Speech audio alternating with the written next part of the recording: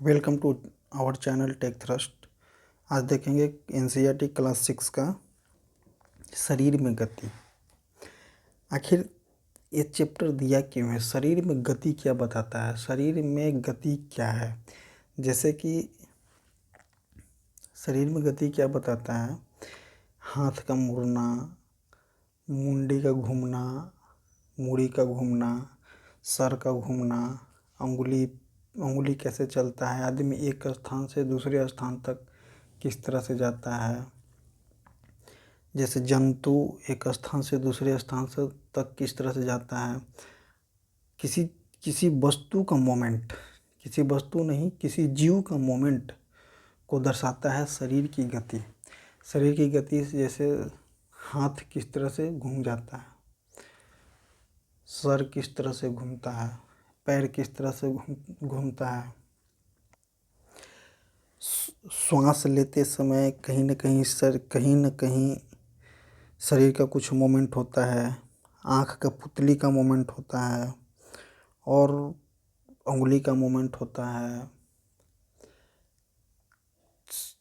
हाथ का मोमेंट होता है, उंगली का मोमेंट होता है। शरीर का किसी न किसी पार्ट का मोमेंट को दर्शाता है, गति को दर्शाता है। यही बताता है शरीर की गति।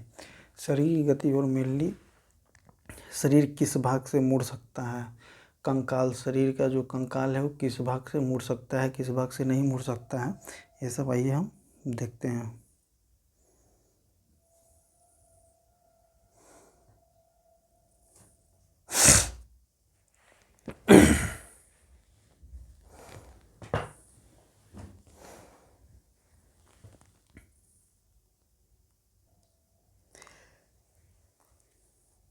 विद्यालय से घर जाते समय किस जंतु एक स्थान से दूसरे स्थान तक किस प्रकार गमन कर सकता है, चल सकता है, टहल सकता है, दौड़ सकता है, उड़ सकता है, छलांग लगा सकता है, रेंग सकता है।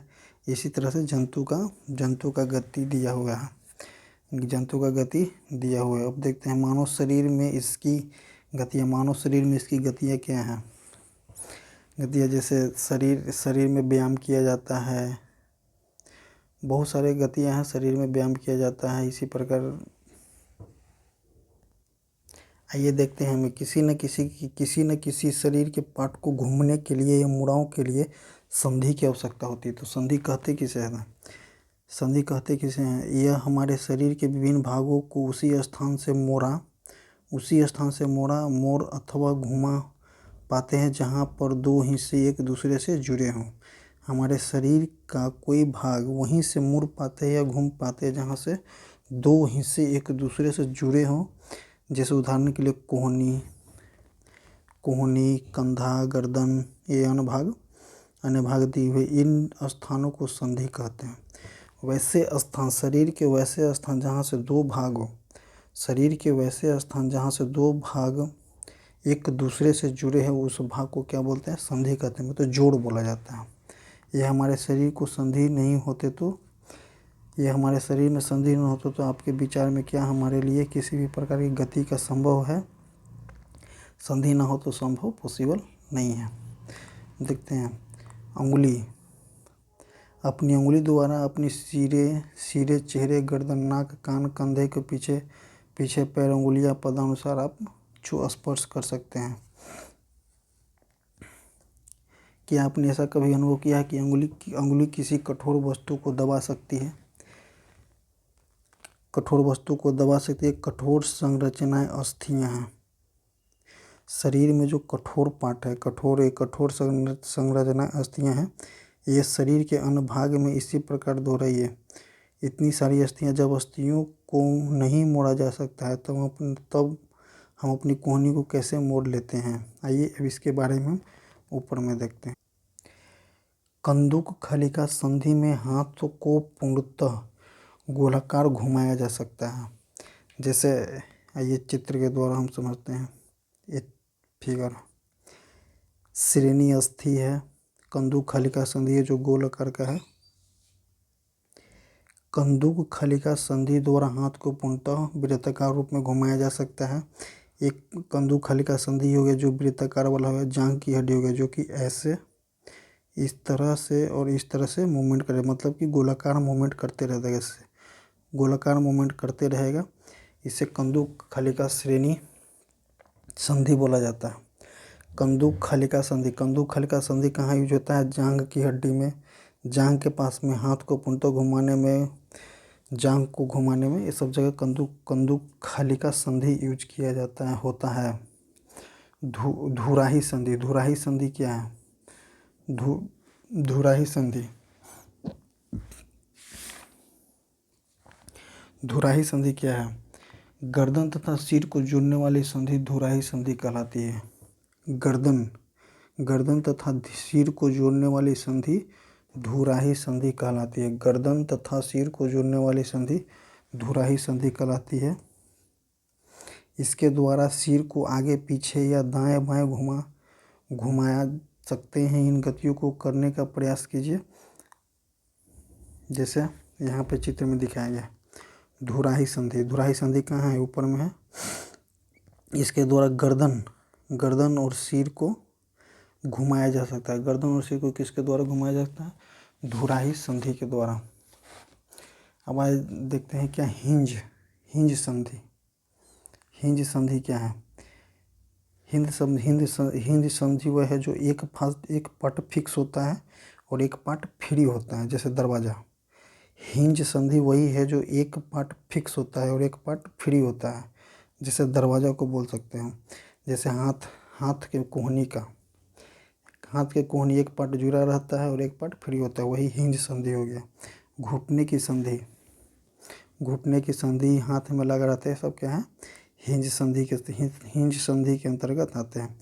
अचल संधि वो संधि है, अचल संधि हमारे शरीर की अस्थियों के बीच की कुछ संधियाँ उन संधियों से भिन्न होती हैं जिसके चर्चा हमने अब तक नहीं की है। ये अस्थियाँ इन संधियों पर हिल नहीं सकती, ऐसे संधि को अचल संधि कहते हैं। अब आप अपना मुंह खोलते हैं तो आप अपने निचले जबड़े को सिर से दूर ले जाते हैं। मुंह खोलते हैं तो सिर से दूर ले जाते हैं। अब अपनी ऊपरी जबड़ा को हिलाने का प्रयास कीजिए कि आप इस गति को देख पाते हैं। ऊपरी जबड़ा एवं कपाल के मध्य अचल संधि है। ऊपरी जबड़ा एवं कपाल के मध्य कौन सा संधि? अचल संधि है। जो ये इसमें ये बोल सकता है कि एक चमड़ा एक पार्ट फिक्स होता है, दूसरा पार्ट हिलता है, अचल संधि हो गया। ऊपरी जबड़ा, एक क्वेश्चन आता है, बहुत बार एग्जाम में आया है एक क्वेश्चन अचल संधि के बारे में कि ऊपरी जबड़ा एवं कपाल के मध्य कौन सा संधि होता है? अचल संधि होता है। ऊपरी जबड़ा एवं कपाल के मध्य कौन सा संधि होता है? अचल संधि होता है। अचल संधि। गहरी सांस भरकर इसे कुछ समय तक रोके रहिए। अपने वक्ष में पीठ को हल्के से दबाकर अपनी अस्थियां को अनुभव कीजिए। जितनी पसलियां को आप गिन सकते हैं गिन लीजिए। अब देखते हैं पसलियों की संख्या क्या है। पसलियों की विशेष रूप मुड़ी होती है। पसलियां विशेष रूप से मुड़ी हुई है। ये वक्ष की अस्थि एवं मेरुदंड से जुड़कर एक बक्से की संरचना करती है। इस शंकु रूपी बक्से की संरचना को पसली पिंजर कहते हैं। दो वक्ष के दोनों तरफ 12 पसलियां होती हैं। 12 पसलियां होती हैं। हमारे शरीर के कुछ महत्वपूर्ण अंग इसमें वक्ष के दोनों तरफ 12 पसलियां होती हैं, मतलब कि टोटल 24 ऐसे 12 पसलियां होती हैं। पसलियां का आकार कैसा होता है? शंक्वाकार आकार होता है। पसलियों का आकार कैसा होता है? शंक्वाकार। और एक बक्स की पसली पिंजर कहते हैं। पसली पिंजर कहते हैं जो शंकु रूपी आकार का बक्सा होता है। इसमें बहुत सारे महत्वपूर्ण अंग जो होते हैं सुरक्षित रहते हैं, जैसे हृदय हो गया, मेनली हृदय ही है। अब क्या है? मेरुदंड के बारे में समझते हैं। जैसे किसी आदमी को झुकने के लिए या बैठने के लिए मेरुदंड की आवश्यकता होती है। यह अनेक छोटी मेरुदंड जो होती है, अनेक छोटी चिकनी समतल अथवा खंड है। अपनी अंगुलियों के गर्दन से प्रारंभ करके उसकी पीठ पर नीचे की ओर लाइए। आपके द्वारा अनुभव की गई रचना मेरुदंड है। यह अनेक छोटी छोटी अस्थियों से बना है जिसे कशेरुका कहते हैं। मेरुदंड जो होता है अनेक छोटी छोटी अस्थियों से मिलकर बना होता है जिसे कशेरुका कहते हैं। मेरुदंड में 33 कशेरुकाओं के बने होते हैं। क्वेश्चन बहुत बार एग्जाम में पूछता है कि मेरुदंड किससे बने होते हैं। 33 कशेरुकाओं के से बने होते हैं। यदि मेरुदंड केवल एक ही अस्थि का बना होता तो क्या आप मेरुदंड जो होता है 33 कशेरुकाओं के बने होते हैं। कशेरुकाओं के पसली पंजरी भी वक्ष क्षेत्र के इन अस्थियों से जुड़े रहते हैं। पसली पंजरी भी इससे जुड़े रहते हैं। यदि मेरुदंड केवल एक अस्थि से बना हो तो वो न झुक सकता है न बैठ सकता है। अब आप आगे देखते हैं। झुक मतलब कि झुकना पॉसिबल नहीं है। क्या आपने उनके कंधों के समीप उभरी हुई अस्थियां दिखाई देती हैं। ये देखिए कंधे की अस्थियां। यह संरचना श्रेणी अवस्था है। यह एक कंधे की अस्थियां हो गया। कंधे की अस्थियां यहाँ पे होती है। कंधे की अस्थियां दिखाई देती हैं, इन्हें कंधे की अस्थियां कहते हैं। कंधे की अस्थियां जो कि बहुत ही मजबूत होता है। ध्यानपूर्वक देखिए। यह संरचना श्रेणी अस्थियां है। यह बॉक्स के समान एक ऐसी संरचना बनाती है जो आपके अमाशय के नीचे पाए जाते हैं। बॉक्स के समान एक ऐसी संरचना बनाती है जो आपके अमाशय के नीचे पाए जाने वाले विभिन्न अंगों के रक्षा करता है। यह कूल्हे वाला हिस्सा जिसके सहारे आप बैठते हैं श्रेणी अस्थियां कहलाती है। ये वाले जहाँ पे आप बैठते हैं, बैठने वाला श्रेणी अस्थियां हो गया। श्रेणी अस्थियां जहाँ के पास में होता है जिसके सहारे आप बैठते हैं, कूल्हे बोलते हैं उसे। अब क्या बोलते हैं, खोपड़ी। आपकी खोपड़ी अनेक अस्थियों के एक दूसरे से जुड़ने से बने होते हैं। हमारे शरीर के अति महत्वपूर्ण अंग है। मस्तिष्क को परिबद्ध करके उसकी सुरक्षा करती है। अपने कंकाल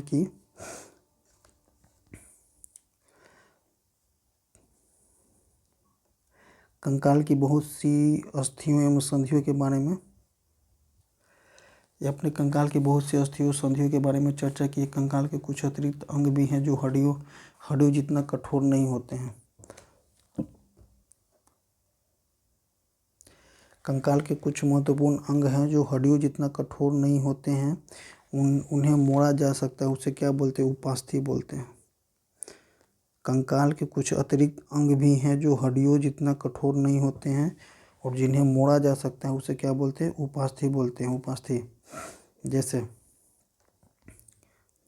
जैसे कान के ऊपरी भाग, इसमें उपास्थि होता है और निचली भाग में उपास्थि नहीं होता है। कर्णपाली, कान के ऊपरी भाग में उपास्थि होती है, कर्णपाली में उपास्थि नहीं होती। इसीलिए दोनों मुलायम ही होता है, कान के ऊपरी भाग एवं कर्णपाली। लेकिन कान के ऊपरी भाग थोड़ा कठोर होता है। वो उसमें क्या होता है, उपास्थि होता है। इंग्लिश में इसे कार्टिलेज कहते हैं। और नीचे जो होता है मुलायम होता है। क्या है, परंतु यह अस्थि जैसा कठोर भी नहीं है। ये उपास्थि हैं। शरीर की संधियों में भी उपास्थि पाई जाती हैं।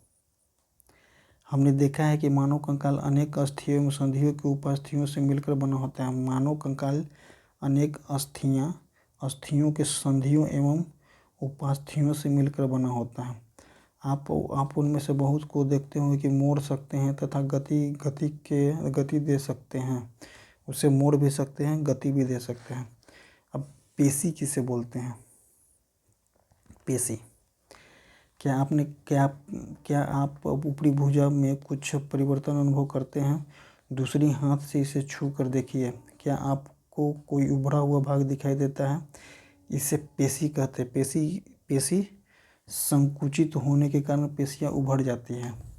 जब आप अपने हाथ को पुनः समानता सामान्य स्थिति में लाइए, पेशियों का क्या होता है? क्या यह अभी भी संकुचित अवस्था में होता है? चलते अथवा भागते समय आप अपने पैरों की पेशियों में भी इसी प्रकार का संकुचन देख सकते हैं, जो मसल्स टाइट टाइप का लगता है, टाइट, उसे पेशी बोलते हैं। जैसे एक्सरसाइज करते समय हाथ का या पैर का मसल्स टाइट हो जाता है, एक जगह इकट्ठा हो जाता है कुछ क्षण के लिए, उस पेशी बोला जाता है। उसे संकुचित कर सकते हैं, एक जगह ला सकते हैं, हटा सकते हैं, संकुचित कर सकते हैं। संकुचन की अवस्था में पेशी छोटी, कठोर एवं मोटी हो जाती है। हाँ, संकुचन की अवस्था में पेशी छोटी, कठोर एवं मोटी हो जाती है। संकुचन की अवस्था में पेशी छोटी, कठोर एवं मोटी हो जाती है। ये अस्थियां को खींचती है। किसी अस्थि को गति प्रदान करने के लिए दो पेशियों के संयुक्त रूप से कार्य करना पड़ता है। किसी अस्थि को गति प्रदान करने के लिए दो पेशियों को संयुक्त रूप से कार्य करना पड़ता है। जब दो पेशियों में कोई सिकुड़ता है तो अस्थि उस दिशा में खींची जाती है। युगल की दूसरी पेशी शिथिल रहती है। अस्थि की विपरीत दिशा में गति करने के लिए अब शिथिल पेशी सिकुड़कर अस्थि की ओर अपनी पूर्व स्थिति में खींचती है, जबकि पहली पेशी जब शिथिल हो जाती है। पेशी केवल खींच सकती है, यह धक्का नहीं दे सकती। अतः एक अस्थि को गति देने के लिए दो पेशियों के संयुक्त रूप से कार्य करना होता है। मेनली क्या बोलता है इसमें, एक अस्थि को गति देने के लिए दो पेशियों को संयुक्त रूप से कार्य करना होता है। क्या गति के लिए हमेशा अस्थियों पेशियों की आवश्यकता होती है? यस। अब आगे देखते हैं जंतुओं की चाल। जैसे केचुआ की चाल। जंतुओं की चाल में हम किसका देखेंगे? केचुआ की चाल। केचुआ के चलता कैसे है, केचुआ के बारे में देखते हैं। केचुआ की गति। केचुआ के शरीर में अस्थियां नहीं होती हैं। केचुओं के शरीर में अस्थियां नहीं होती, परंतु इसमें पेशियां होती हैं।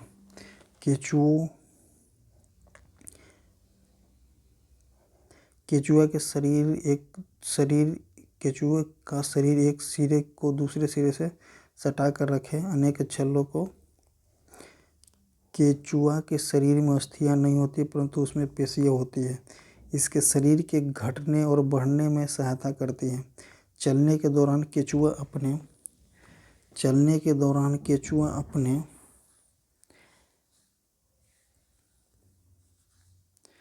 केचुआ के शरीर में अस्थियां नहीं होती, परंतु इसमें पेशियां होती हैं। वे इसके शरीर के घटने और बढ़ने में सहायता करती है। चलने के दौरान केचुआ अपने शरीर के पिछले भाग को भूमि से जकड़े रहता है तथा अग्र भाग को फैलाता है और कई बार दोहराते हुए मिट्टी पर आगे बढ़ता जाता है। इसके शरीर में एक चिकनी पदार्थ होता है। केचुआ के शरीर में चिकनी पदार्थ होता है जो चलने में सहायता करता है। यह अपने शरीर के हिस्से को जमीन से किसी प्रकार टिकाता है। इसके शरीर में छोटी छोटी अनेक सुक होते हैं। ये सुक पेशियों से जुड़े होते हैं। ये सुक जो केचुआ के शरीर में छोटे छोटे सुक होते हैं जो पेशियों से जुड़े रहते हैं, और सुक जो है मिट्टी से जुड़ा रहता है। मिट्टी से उसमें मजबूती से पकड़े रहते हैं और केचुआ को वो आगे चलने में मदद करते हैं। केचुआ मेन इंपॉर्टेंट पॉइंट केचुआ का क्या बताता है? केचुआ वास्तव में अपने रास्ते में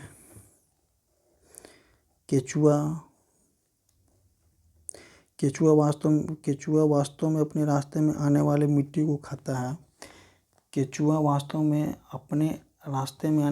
को खाता है। उसका शरीर अनपचे पदार्थ को बाहर निकाल देता है। केंचुआ द्वारा किया गया यह कार्य मिट्टी को उपजाऊ बनाता है, जिससे पौधे को फायदा होता है। जैसे केंचुआ के रास्ते में जो मिट्टी आता है, केंचुआ मिट्टी को खाता है और जो अनपचे मिट्टी होता है, पदार्थ होता है, जो बाहर निकाल देता है, जो किसान के लिए फायदा होता है और पौधों के लिए फायदा होता है।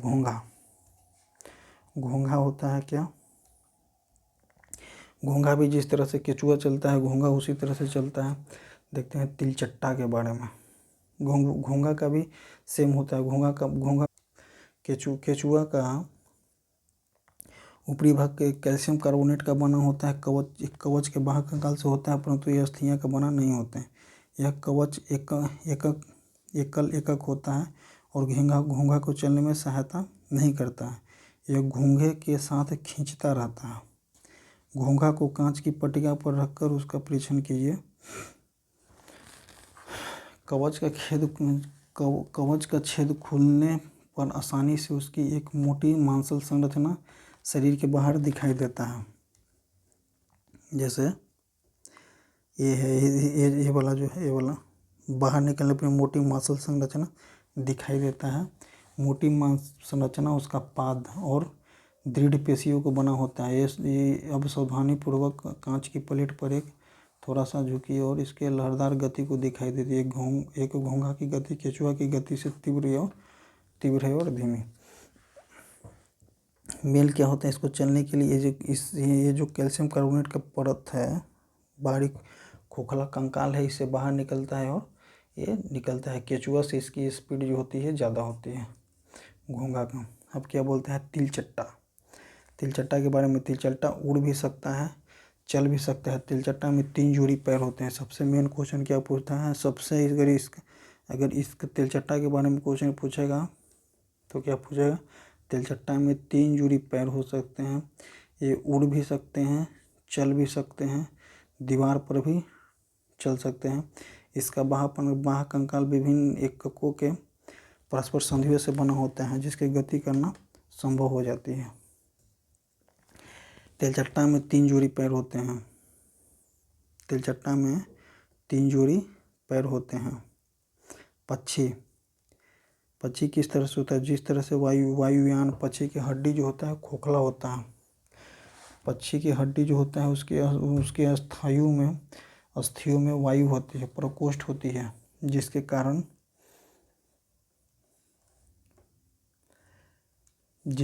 कारण अस्थियां हल्की परंतु मजबूत होती है।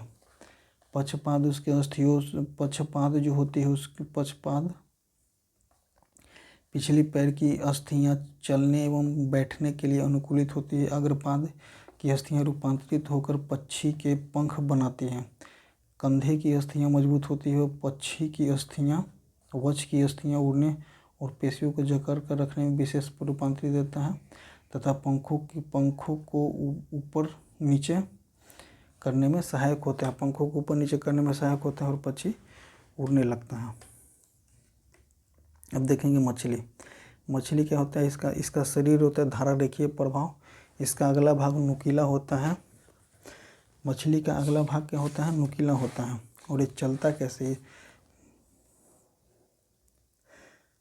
मछली का अगला भाग नुकीला होता है। शरीर की ऐसी आकृति धारा रेखीय कहलाती है। मछली का सिरा एवं पूंछ उसके मध्य भाग की अपेक्षा पतला और नुकीला होता है। मछली का सिर एंड पूंछ मध्य भाग की अपेक्षा पतला होता है। मध्य भाग की अपेक्षा पतला एवं नुकीला होता है। शरीर की ऐसी आकृति को धारा रेखीय आकृति करते हुए चलता कैसे है देखते हैं इसके बारे में। बहुत ही मस्त है कि ये चलता कैसे, बहुत ही देखने में भी अच्छा लगता है। मछली का कंकाल दृढ़ पेशियों से ढका रहता है।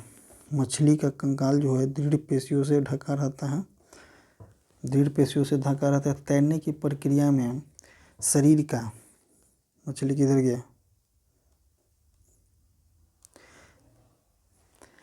तैरने की प्रक्रिया में शरीर का अग्रभाग एक डायरेक्शन में और इसके मछली का पीछे वाले भाग अपोजिट डायरेक्शन में होता है। ये होता है इस डायरेक्शन में तो ये होता है इस डायरेक्शन में। इस डायरेक्शन में तो होता है, इस डायरेक्शन में शरीर का अग्रभाग और पक्षभाग दोनों एक दूसरे के ऑपोजिट डायरेक्शन में होते हैं। और इसी तरह से अपोजिट डायरेक्शन के अनुसार शरीर को मोड़ती है तो तीव्रता से उसकी पूंछ दूसरी दिशा में मुड़ जाती है और एक झटका सा लगता है और मछली आगे की ओर बढ़ जाती है। गोताखोर भी कभी कभी मछली की आकृति का फ्लिपर, गोताखोर अपनी पैरों में, क्या आपने कभी ध्यान दिया है कि गोताखोर अपने पैरों में इन पंखों की तरह विशेष फ्लिपर पहनते हैं जो जल में तैरने के लिए सहायता होता है। जल में तैरने के लिए सहायता है। सर्प कैसे चलता है? सांप की चलने की गति। सांप का मेरुदंड जो होता है सबसे लंबा होता है। सांप का मेरुदंड लंबा होता है। शरीर की पेशियां श्रीन एवं असंख्य होती हैं। पेशियां जो शरीर संख्य असंख्य होती, बहुत सारे होते हैं, ये परस्पर जुड़ी होती हैं, चाहे वे दूर क्यों न हो। पेशियां मेरुदंड, पसलियां व त्वचा को भी एक दूसरे से जोड़ती है। सर्प का शरीर अनेक बल से मुड़ा होता है। सर्प का शरीर जो होता है, सर्प का शरीर अनेक बल्यों से मुड़ा हुआ होता है, जैसे इस तरह से मुड़ा होता है। इसके जो है मेरुदंड जो है लंबा होता है, मेरुदंड जो है लंबा होता है और एक बल्ले की तरह जुड़ा रहता है। सर्प का बल्ले की तरह, इसी प्रकार सर्प का प्रत्येक बल्ले उसी आगे की ओर धकेलता है। इसका शरीर अनेक बल बनाता है और प्रत्येक बल आगे की ओर धक्का देता है। इस कारण सर्प बहुत तेजी से आगे की ओर चलता है, परंतु सरल रेखा में नहीं चलता है। सर्प जो है तेजी से तो चल सकता है, लेकिन एक सरल रेखा में, सिंपल मोशन में नहीं चल सकता है। महान वैज्ञानिक अरस्तु ने सोचा, प्रसिद्ध ग्रीक दार्शनिक अरस्तु ने अपनी पुस्तक गेट ऑफ एनिमल्स, किधर है इसका पार्ट जी, गेट ऑफ, प्रसिद्ध ग्रीक दार्शनिक पुस्तक गेट ऑफ एनिमल्स, इसमें लिखा होता है, क्या बोला है, स्वयं अपनी आप में से ऐसा अनेक प्रश्न पूछे, विभिन्न वस्तुओं के शरीर में विभिन्न भाग क्यों होते हैं? चलने के लिए। यह विशेष अंग है। उन जंतुओं की विशेष गति में किस प्रकार सहायक होते हैं? विभिन्न जंतुओं के शारीरिक अंगों में क्या समानताएं हैं, विभिन्नताएं हैं? विभिन्न वस्तुओं को चलने के लिए कितने अंगों की आवश्यकता होती है? मनुष्य के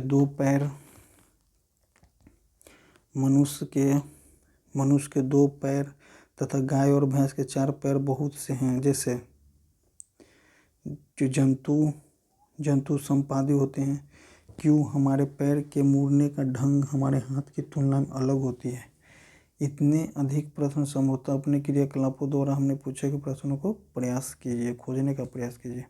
अब देखते हैं एक महत्वपूर्ण तथ्य देखते हैं क्या है। बेहतर जीवन के लिए योग। बेहतर जीवन के लिए योग क्या बोलता है? योग प्राचीन भारतीय परंपरा का एक अमूल्य उपहार है। योग प्राचीन भारतीय परंपरा का एक महत्वपूर्ण उपहार है। योग दिवस का मन संयुक्त राष्ट्र द्वारा 21 जून को अंतर्राष्ट्रीय योग दिवस के रूप में घोषित किया जाता है। योग व्यक्ति को स्वस्थ रखता है।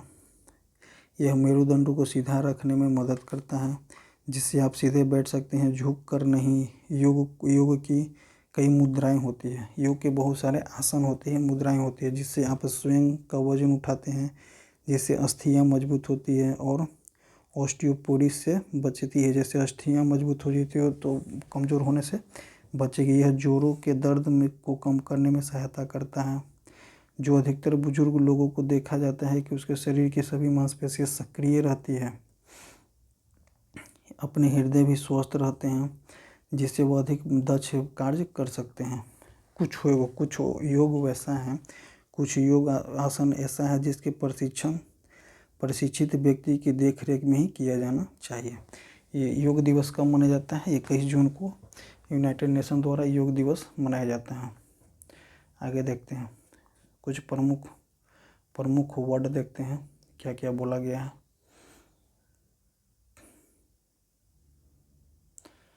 प्रमुख वर्ड जैसे कि मेरुदंड।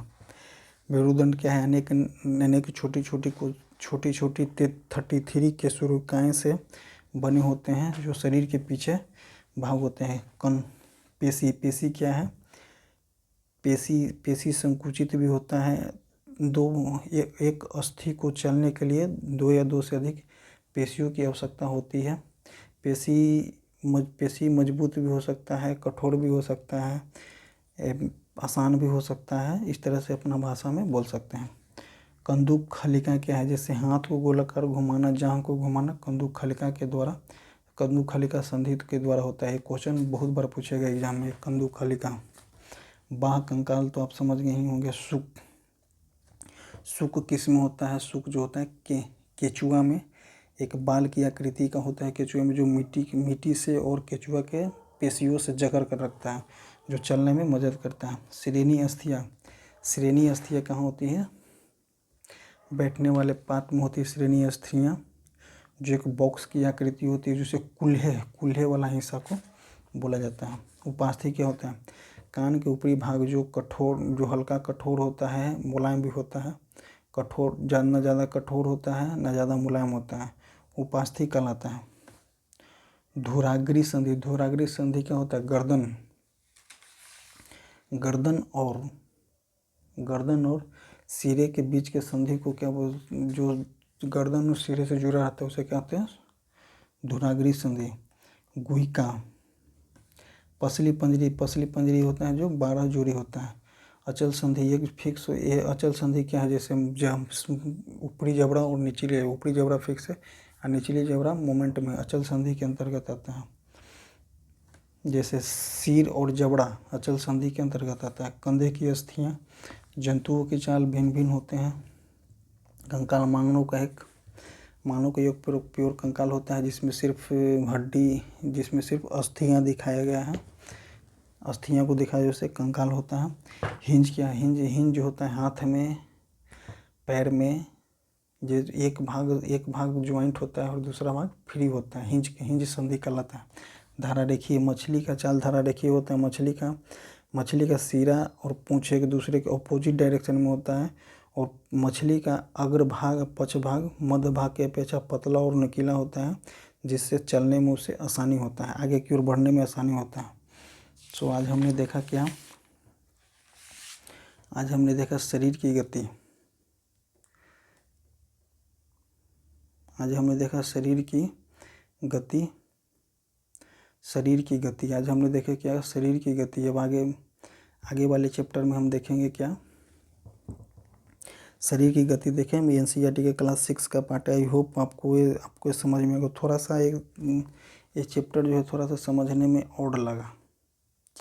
इस चैप्टर को थोड़ा सा समझने में और लगा कि किस तरह से दिया गया है, क्या दिया गया है इसमें। लेकिन एक है कि सटीक, और इससे क्वेश्चन एग्जाम में बनते हैं। ऐसा नहीं कि क्वेश्चन नहीं बनते, एग्जाम में बनते हैं। सो आज हमने देख लिया एनसीईआरटी क्लास 6 का चैप्टर 5 शरीर में गति। I hope you understand. So NCERT का क्लास इसी तरह से चलता रहेगा। और आई थिंक आपको लूसेंट सीरीज भी मिल रहा होगा, जो कि बहुत ही बेस्ट होगा आप अपकमिंग एग्ज़ाम के लिए। हर एग्ज़ाम के लिए लूसेंट बेस्ट होता है। और ये एनसीईआरटी साथ में एनसीईआरटी लूसेंट सीरीज चलते रहा है। और साइंस का भी क्लास चल रहा है, जो हमारे टेलीग्राम चैनल से जुड़े ज़्यादा से ज़्यादा बच्चे जुड़े। और इस पर क्विज भी रेगुलर क्विज भी चलता है। तो आप जुड़े हमारे चैनल टेलीग्राम चैनल से। कमेंट में लिंक दिया होगा और डिस्क्रिप्शन में लिंक दिया होगा। So thank you. जय हिंद। आई होप हमें समझ में आ रहा होगा कि आपको ये चैप्टर बहुत अच्छी तरह से समझ में आएगा। Thank you.